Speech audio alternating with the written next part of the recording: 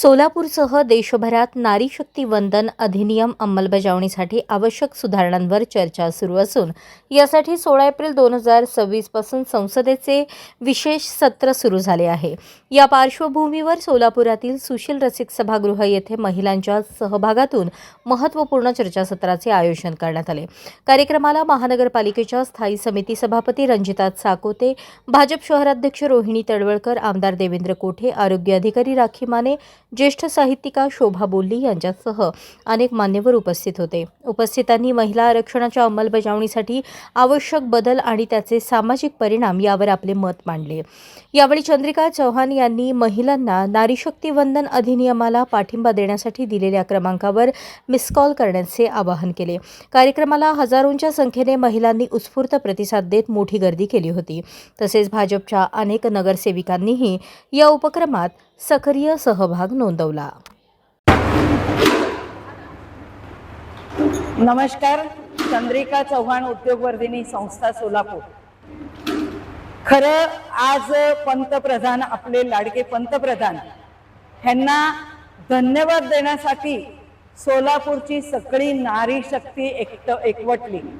त्याच्यात वस्तीपासून बुद्धिजीवी महिलांपासून सगळ्या जेवढी नारी शक्ती आहे ती एकवटून जे उद्या नारी शक्ती वंदन अधिनियम जो पास होणार आहे 3 दिवसाच्या अधिवेशन मध्ये, त्याला आमच्या सगळ्यांकडून आम्ही गल्लीपासून दिल्लीत नाही पोहोचू शकणार आहे, पण आम्ही इथं एकत्र येऊन हा जल्लोष आणि मोदीजी तुम्ही जे काम करताय, देशातल्या महिलांसाठी जे काम उपक्रम हातात घेतलेला आहे त्याला आम्ही सगळे महिला तुमच्या सोबत आहोत हे सांगण्यासाठी आज सगळ्या महिलांचं एकत्रीकरण होतं।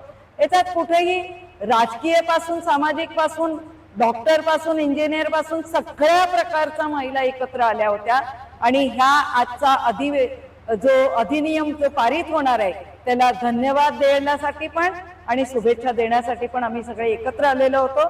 परत एकदा सगळ्यांच्या वतीने पंतप्रधान मोदीजींना खूप खूप धन्यवाद की 33% आरक्षण ही काय गरज आहे ते आमच्यासारखा महिला जेव्हा काम करतो तेव्हा लक्षात येते की ही गरज आहे।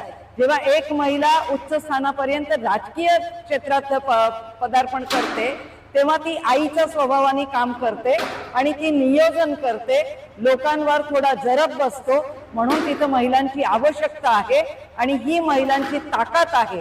सहानुभूती नाही तर कायद्याने आम्हाला दिलेला हा अधिकार आहे तो आमच्या हातात देण्यासाठी मोदीजींनी हे 2029 ला जर हा कायदा लागू करायचा असेल तर त्याची 3 वर्ष आधी ही सगळी यंत्रणा राबवावी लागते आणि त्याची उद्यापासून सुरुवात होतीये। त्या 3 दिवसात खरंच हे सगळं पारित होईल आणि हा जल्लोष भारतभर सगळ्या महिला करतायत।